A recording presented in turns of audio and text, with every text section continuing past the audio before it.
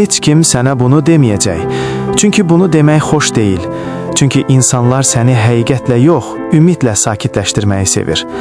Amma bu video ümid vermək üçün deyil. Bu video səni oyatmaq üçündür. Birinci həqiqət sənin potensialına borclu deyil.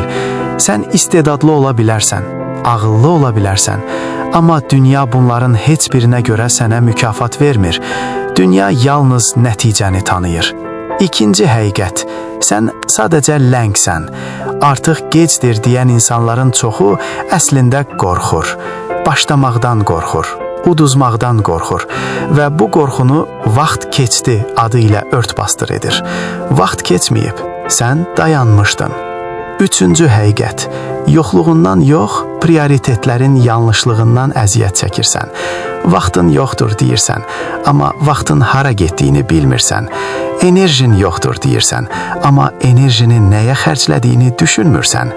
Həyat səni sıxmır, sən özünü yanlış şeylərlə doldurursan. Dördüncü həqiqət, sənin üçün risk etməyəcək. Hamı məsləhət verə bilər, hamı danışa bilər, amma gecələr yatmayan sən olacaqsan. Uğursuzluğun nəticəsini yaşayan sən olacaqsan. Ona görə də qərarı da sən verməlisən. Beşinci həqiqət, çox şey bilirsən, amma az şey edirsən. Bu videoda bir məlumatdır, amma məlumat həyat dəyişmir. Həyatı dəyişən şey təkrar edilən hərəkətdir. Bildiklərini etmədikcə bildiklərin yükə çevrilir.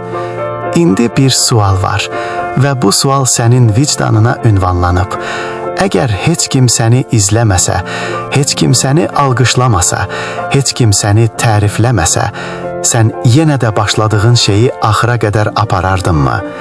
Əgər cavab yoxdursa, problem motivasiya deyil, problem niyyətdir.